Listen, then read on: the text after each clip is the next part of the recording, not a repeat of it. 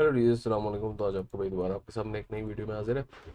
तो आज हम बात करने वाले हैं कुछ इंपॉर्टेंट चीज़ों के बारे में, कुछ इंपॉर्टेंट न्यूज़ के बारे में जो हमारे पास लास्ट ट्रेडिंग सेशन में हुई थी। और कुछ इंपॉर्टेंट न्यूज़ ये हैं कि हमारे पास जो वीकली इन्फ्लेशन है वो बिलो 2% फॉल हुई है एज फूड फ्यूल्स की प्राइस ड्रॉप हुई है। तो हम यहाँ पर देख सकते हैं the year trend depicts an increase mainly due to increase in price of potatoes. और ये सारी इसकी वजह से इंक्रीज हमें देखने को मिला था। While major decrease was observed in price of onions, wheat flour, इन चीज़ों के में हमें प्राइस डिक्रीज देखने को मिला है। Diesel 6.39%। And on the other hand the SPI based inflation decrease by 0.65% on week. तो इन्फ्लेशन डिक्रीज होने का मतलब ये है कि आपके पास अ, लोगों की प्राइसिंग परचेजिंग पावर बढ़ रही है, जिससे आपको एज ये मिलता है कि जो डिमांड एंड सप्लाई का रूल होता है उससे लोग बेहतर अपनी प्रोडक्ट्स खरीद पाते हैं। और जो डिमांड और सप्लाई को मैनेज करती है चीज़ कि अगर आपकी इन्फ्लेशन कम होती है वीकली बेसिस पे, या अगर आप वीकली बेसिस पे देखें तो इन्फ्लेशन यहाँ पे हमें 2% ड्रॉप देखने को मिला है। तो इसका मतलब ये है कि 2% आवाम का पावर ऑफ परचेजिंग बढ़ गई है। इवेंचुअली इन्फ्लेशन ड्रॉप तब होती है जब हमारे पास सप्लाई कम हो जाए और डिमांड, सॉरी, सप्लाई ज़्यादा हो जाए और डिमांड कम हो जाए, तो तब आपकी इन्फ्लेशन इंक्रीज हो जाती है। तो उसी को मैनेज करने के लिए सप्लाई को कम करने के लिए और डिमांड को बढ़ाने के लिए इन्फ्लेशन को ड्रॉप किया जाता है, ताकि लोग इंटरेस्टेड होके खरीदें चीज़ें, तो उनकी परचेजिंग पावर बढ़े। ऑन द अदर हैंड हमें एक इंटरेस्ट रेट कट डाउन का भी नोटिस है, वो हम पढ़ेंगे भी।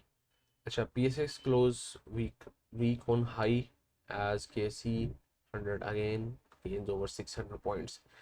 लास्ट ट्रेडिंग सेशन में जो हमें देखने को मिला है वो हमें देखने को ये मिला है कि हमारे पास जो KC 100 है, KC 100 हमारे पास पॉजिटिव क्लोज हुआ 600 पॉइंट्स।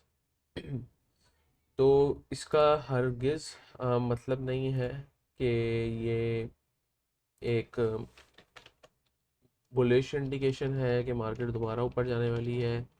और ये बिल्कुल भी मतलब नहीं है इस चीज़ का, क्योंकि अगर आप देखें तो यहाँ पर एक मेजर रिजेक्शन 5% की देखने को मिली है।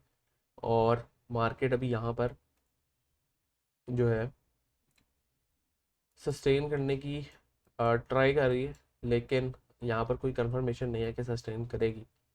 डेली पे हम बात करें, डेली पे जो हमारे पास सपोर्ट बन रही है वो ये सपोर्ट बन रही है और मार्केट इसको रिस्पेक्ट करने की कोशिश कर रही है। अगेन सपोर्ट हमारे पास जो है वो मैंने पहले भी बताया था कि 1.10 से 1.12 के करीब करीब है। और मैंने अपने ग्रुप में भी बताया था, फ्री में भी प्रीमियम में भी, कि यहाँ से मार्केट फॉल करेगी। और वहीं से मार्केट ने फॉल किया क्योंकि बियरिश इंडिकेशन हमारे पास बहुत ज़्यादा मिल रहे थे हमें। तो मार्केट का यहाँ भी अभी सस्टेन अगर नहीं करेगी तो फिर नीचे हमें बस मज़ीद ही जा सकती है।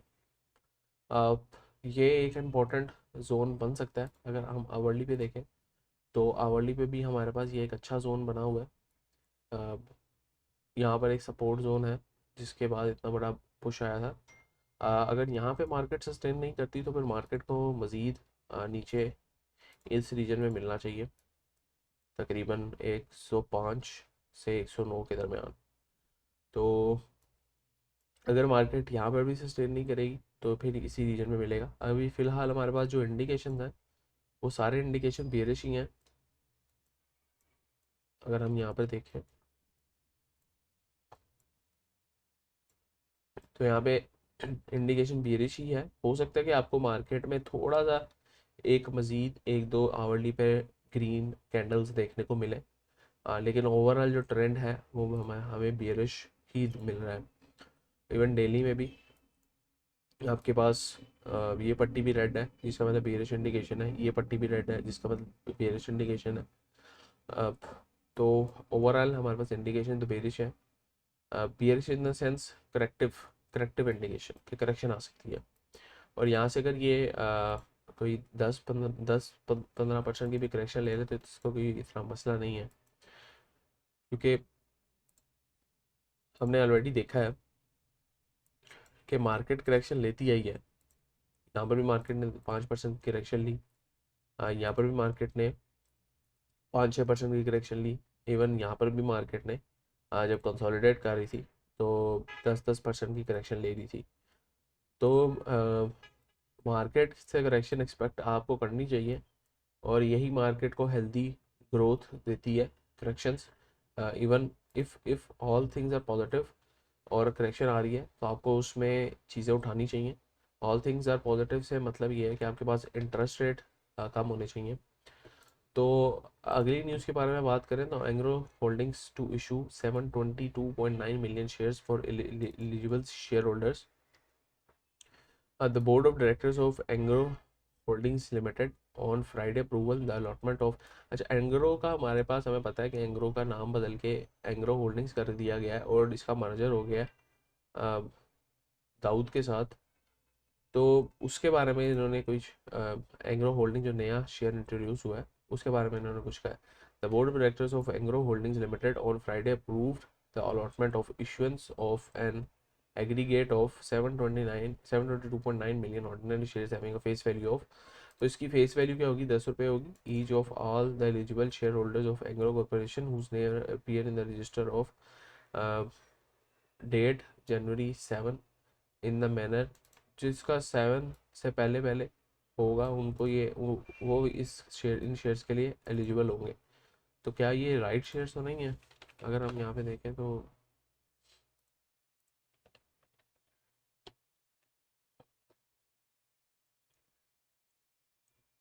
अच्छा यहाँ पे लिखा हुआ है एंग्रो होल्डिंग्स लिमिटेड जो शेयर है formerly Dawood Hercules corporation limited, पहले ये दाऊद हरकुलिस कॉरपोरेशन लिमिटेड था।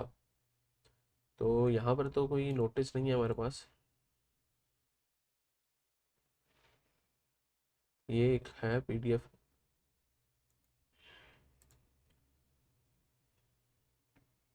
This is to inform you that pursuant to the scheme of arrangement between Angro Holdings, Angro Corporation and Dawood Hercules Partners, the scheme sanctioned by the Islamabad High Court on July 18, the board of directors of the company through a circular resolution passed today has approved the allotment of issuance of an aggregate equity shares having face value of 10 PKR each to eligible shareholders of Angro Corporation other than company whose name appear in the register of this नए share introduce करवाए जा रहे हैं market में। Additionally we herein inform the fractional shares, no fractional shares will be allotted under the scheme and all fractional entitlements resulting from application of the swap ratio shall be consolidated into the whole shares of Angro Holding share which shall be allotted in the name of company secretary और any other person। तो आपके जो Engro holdings के share हैं वो आपको आपके उसके अंदर ऐप के अंदर शो हो जाने चाहिए आफ्टर द डेट्स इन्होंने मेंशन की थी। और ये जो नए शेयर इंट्रोड्यूस करवा रहे हैं इसके बारे में I am not pretty sure, क्योंकि इन्होंने यहाँ पर लिखा हुआ है कि 7 जनवरी से पहले पहले जो जिनकी बुक में रेट होंगे, बुक में जिनका नाम होगा उनको ये शेयर दिए जाएंगे। लेट्स सी इसके बारे में हमें मज़ीद क्या इन्फॉर्मेशन देखने को मिलती है। Pace evergreen science multi billion rupee agreement with Multan waste management company.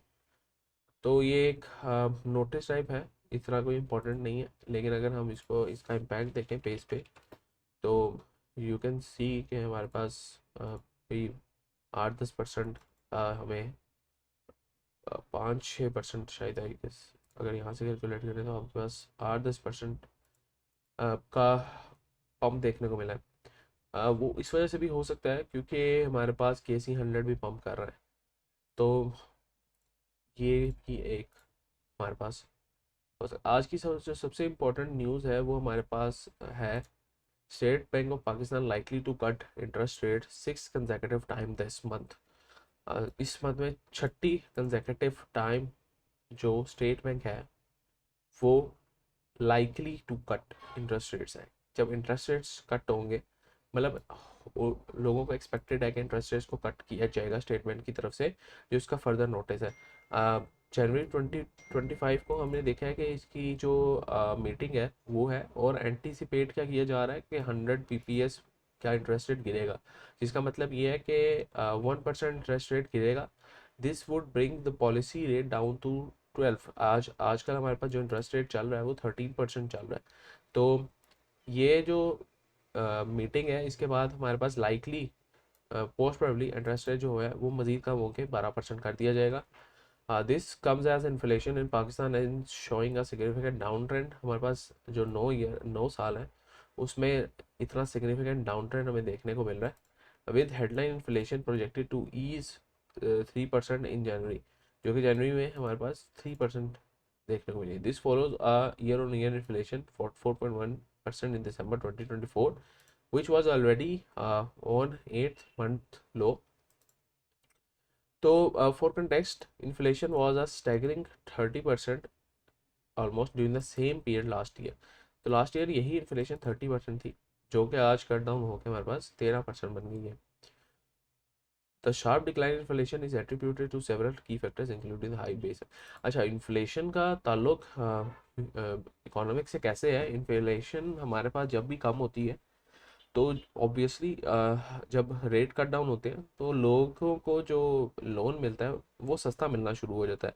अब जब लोगों को लोन सस्ता मिलना शुरू हो जाएगा तो ऑटोमेटिकली जो कंज्यूमर प्रोडक्ट्स हैं, या फिर आप इस तरह समझ लें कि जो सीमेंट के सिक्लिकल्स हैं, लोग अपना घर बनाएंगे, सीमेंट चलेगा, सीमेंट के अलावा स्टील चलेगा, स्टील लगाएंगे घर में, गाड़ियाँ खरीदेंगे, क्योंकि उनको इंटरेस्ट जो है कम देना पड़ रहा है। पिछली दफ़ा 30% देना पड़ रहा था, इस दफ़ा 12% 13% देना पड़ रहा है। तो ऑटोमेटिकली जो इकोनॉमी है वो आपकी बूस्ट करती है, आपका हर सेक्टर आपको चलता हुआ दिखेगा। और इसी का इम्पैक्ट केएससी पे कैसे आ सकता है वो भी हम डिस्कस करते हैं, लेकिन उससे पहले जो की इंडिकेटर्स हैं वो देख लेते हैं। अब यहाँ पर हमारे पास बताया गया कि lower production cost for industries और डिमांड को बूस्ट करेगा इंटरेस्ट रेट की जो कम होगा।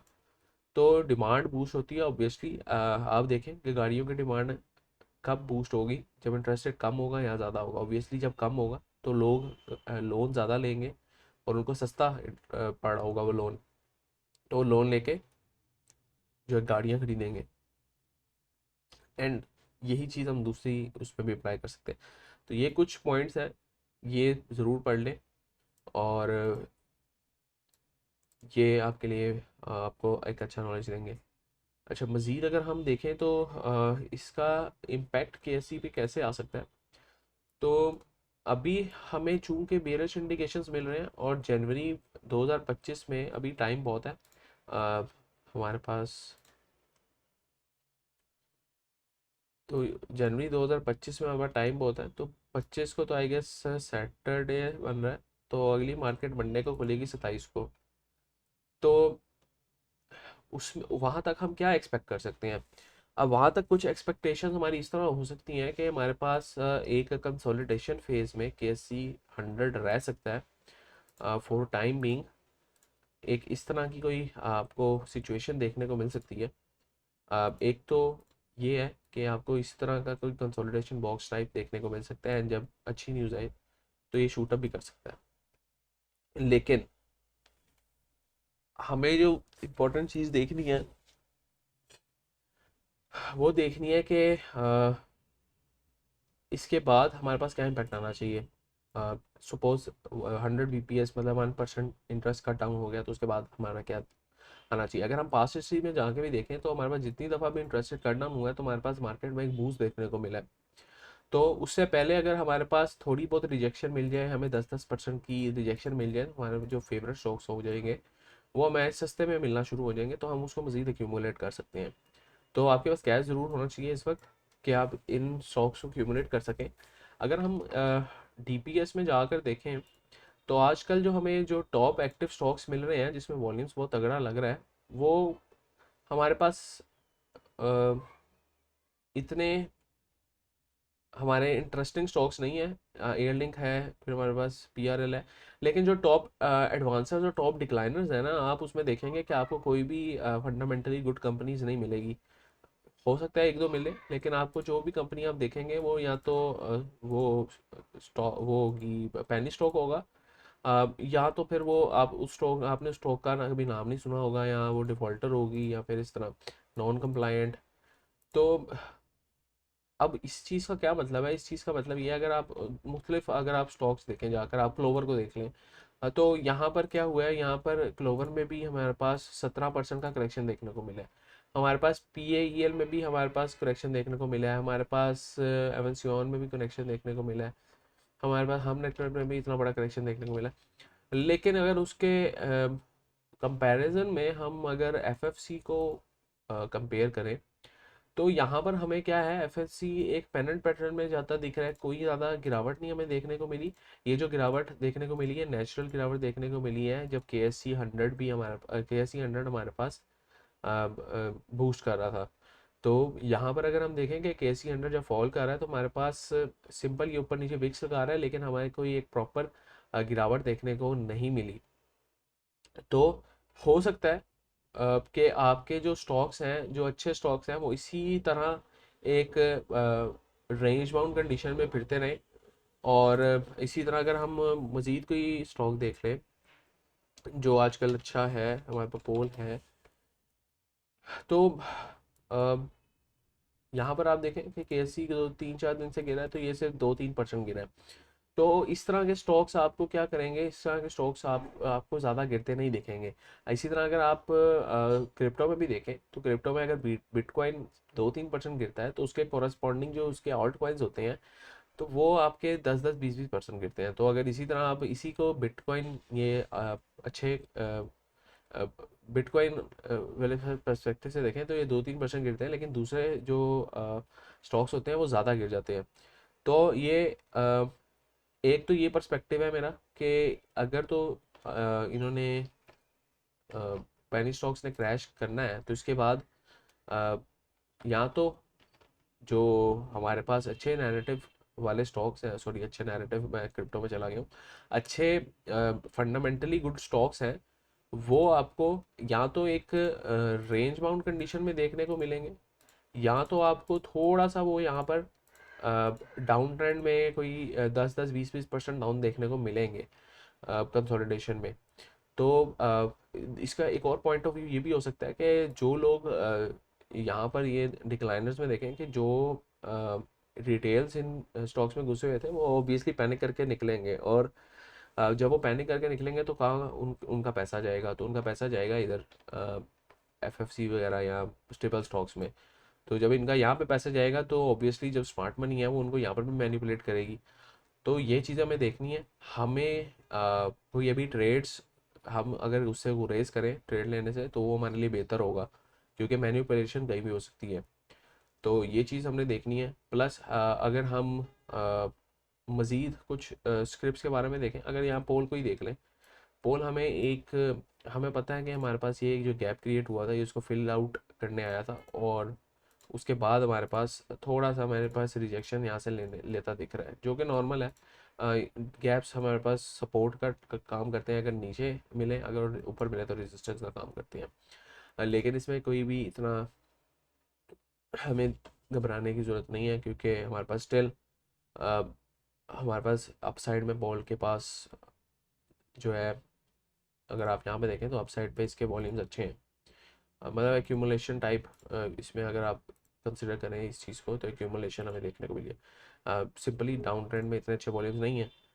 तो अगर मैक्सिमम ये नीचे भी गिरता है, तो अगर हम यहाँ पे देखें तो एक अपने करंट सपोर्ट पॉइंट पे ही है, लेकिन अगर मैक्सिमम हमारे पास नीचे भी गिरता है, तो हमारे पास इन जोन्स तक आ सकता है, जो कि 550 से 580-90 तक के जोन है, जो कि यहाँ से 10% नीचे है। तो अगर यहाँ पे मिले तो आप यहाँ पर भी क्यूमुलेट कर सकते हैं। प्लस ज़्यादा स्किप्स मैं नहीं करूँगा, वेव्स के बारे में देख लेता हूँ। वेव्स पे मैंने पहले भी एनालिसिस किया था, तो वेव्स हमारे पास जो हमने break of structure change of characters पढ़े हैं, तो यहाँ पर हमें ब्रेक ऑफ स्ट्रक्चर 2 देखने को मिले हैं। उसके बाद जो है अगला ब्रेक ऑफ स्ट्रक्चर हमें नहीं देखने को मिला इतना कोई ख़ास। और double top type of pattern हमें देखने को मिला है। डबल टॉप बन रहे हैं यहाँ पर। एक ये टॉप बना हुआ है, एक ये टॉप बना हुआ है। तो ये एक रिजेक्शन पैटर्न होता है। तो इसका टारगेट क्या रहता है, जितना इन टॉप से इसकी नेक, ये नेक एक जो बनी है बीच में, इस तक का डिस्टेंस होता है, वही इसका नीचे टारगेट रहता है। तो वही मैंने ड्रॉ भी किया था। तो ये इसका टारगेट है। और वहीं पे अगर हम देखें तो एक ऑर्डर ब्लॉक भी पड़ा हुआ है, जो ये सपोर्ट जोन है, जो कि 7.12 से 7.57 का सपोर्ट जोन है। तो अगर आपको यहाँ पर मिले तो आप इसको एक्यूमुलेट कर सकते हैं। नहीं, अगर यहाँ पर सपोर्ट बना के नहीं ऊपर जाएगा तो फिर ये मजीद नीचे आ सकता है। तो आप इसको यहाँ पर सपोर्ट जोन मान सकते हैं। और जो इसका आप स्टॉप लॉस रख सकते हैं वो 6.96 का रख सकते हैं। तो डिपेंडिंग ऑन कि आप रिस्क लेना चाह रहे हैं इसकी मार्केट में कि नहीं। इसके अलावा हमारे पास जो एक दो स्क्रिप्ट्स मुझे दिख रही थी, अ, वो हमारे पास फ्लाइंग सीमेंट है। तो फ्लाइंग सीमेंट में भी हम देख सकते हैं। फ्लाइंग सीमेंट में हमारे पास जो करंट पोजीशन पे अ, अ, हम देखें तो हमारे पास ये एक सपोर्ट जोन टाइप बना हुआ है।